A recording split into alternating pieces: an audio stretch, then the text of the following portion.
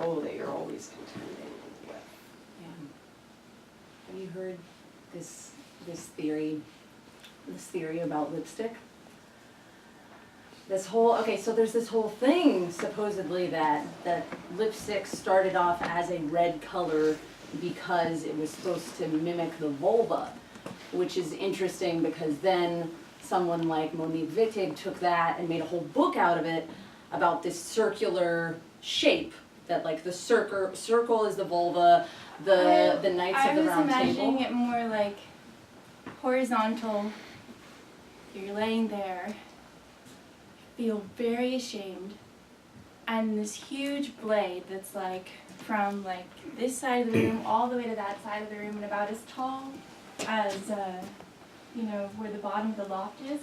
It comes and you're laying down waiting for it and you're very soft and the blade comes down, hits you right here, like right above the hairline, not in the hairline, a little, like kind of between the crown of the head and the hairline, and you feel it like touch the skin, and then you feel it goes through like the, it's like as if you're like a Cheeto, but it's harder because it's your right, the skin and the skull. Then it's like a little bit further, and it's like spaghetti. It's like your head. Yeah, exactly, because there's always really large crowds at museums. There's always so many people there. And how do you know what to look at? How do you know what to witness? And so you end up just witnessing yourself over and over and over and over again, but you can't really count or even keep track of how many times you've seen yourself or how many people there are around you. Right, well, and then this whole circular thing, they take it into these other legends, right? So like the Knights of the Round Table or other stuff with circles. I don't even really know what she doesn't actually say what she's talking about. She just kind of hints that like there are all these other things that are actually all about the vulva. All of it. It's kind of like traffic. She was kind of like curling forward, right? Like chin first, like she tucked her chin really, really far in, and then she like took her forehead and like met it to her chest, and then was like, and then she like took her, like one of these ones, I have a really sticky out one, and she took it and she touched her belly button and it went like, she did that, and then she took like one further down, like, yeah, it's like, is it an here? Inclusive circle? And she took it and like right to her like pubic bone, and they touched, and it was and then she took her sacrum and she took it down through her toes, and it was like, well, you don't know if the idea is keeping people out or not, yeah. right? It's like the idea. Yeah, I don't know. And right now there's a lot of people, and sometimes I think it makes, I don't know if this happens to you, but it makes me really conscious of my hair. It makes it like my hair is touching me everywhere, and I can feel all of the individual strands of hair, and I just kind of want to pull them all out. Yeah, there's actually, I think there's too many people here right now. I just ate a burrito, so I feel really full. So I don't think that I feel like I need better arch support.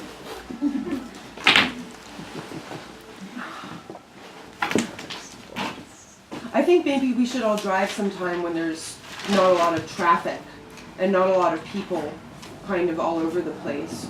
We can just go for a drive somewhere. Maybe we can go to the park. I can't do that because my baby's up in the loft. Yeah, well, I mean, the point is that like all that shit's really expensive, artificial shit anyway, so why would I really worry about it? Because, I mean, we're all gonna die. Who cares about our food? It's more like I have something that, oh, sorry, really sorry.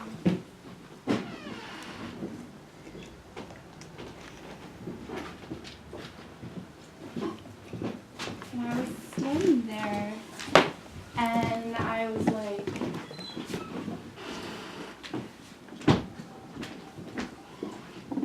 thank you. All right.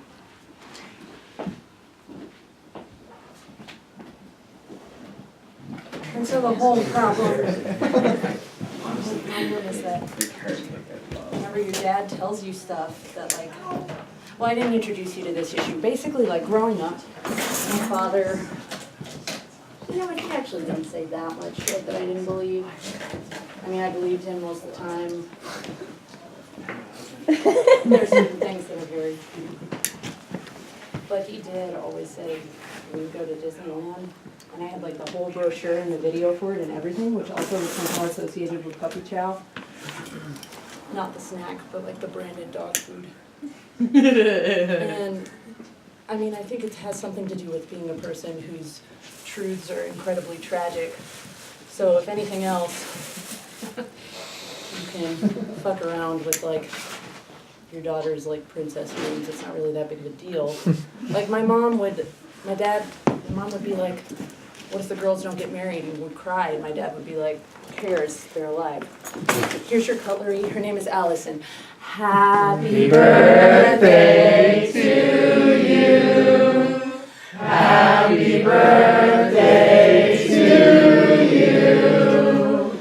Happy birthday, dear Allison. Happy birthday to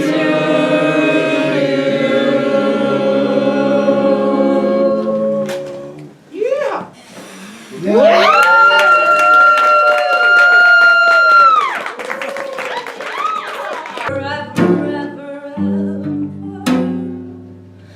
Please accept my soul for cheap.